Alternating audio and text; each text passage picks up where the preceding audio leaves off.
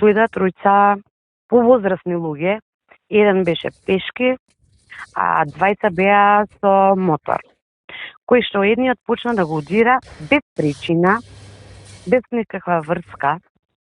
Детево праша само зошто ме удирате, ја не знам, немам причина во која што гледам да ме тепате.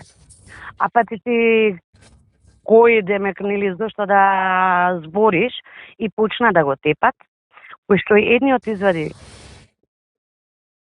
пушка, го удри во глава, а вториот веќе почна да го удира и третиот го нападна со нож, го води доле на земја. По сето тоа што го избодија со нож, го истепа повеќе, се вратија по втор пат, го напуштија станот, се вратија, за да најдат ножот, каде го беше фрлен или што беше избоден, но за жал не го најдоа.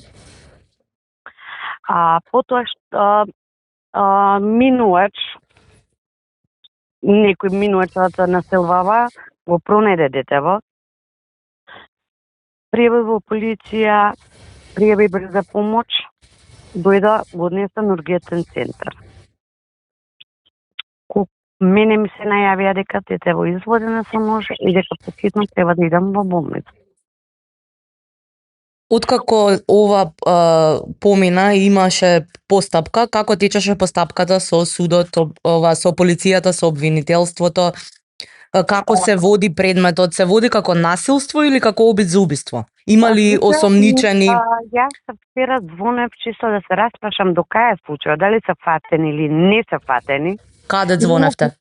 Во инспектората во Подраче, Подраче и Кисела вода. Пролеч. Да, ама во полициска станица, во полиција ли таму? Да, полиција инспектор кој што го води случајот, они ми го дадоа бројот, за се што има да им звонам да се распрашам. И вчера се јавив и се прашувам за случајот. До кај е случајот со детево? Дали се пронајдени лицева? Немав никакви одговори. Во кој што викам, добро, како се води случајот?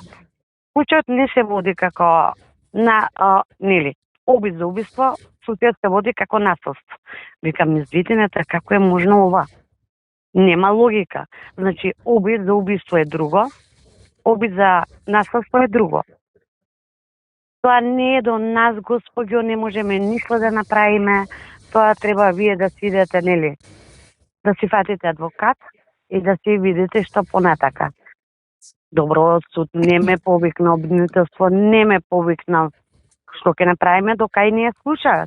Ја не ќе да остане случајот вака. Денеска се случи на мене, на моето дете. Утре може да се случи на друго дете. Каква е сега здравствената состојба на синот и неговата психичка состојба? Состојбата на детево е катастрофална, кој што е со трауми, кој што е исплашен. Бевме во психијатар, кој веќе ни дадоа терапија. Дете 14 годишно да пие хелекс, мислам нема логика по 2 пати. Кој треба сега со психијатар, имаме закажано на 10 јули, да идеме и тамо да разговараме. Детево исплашено, не може да спие.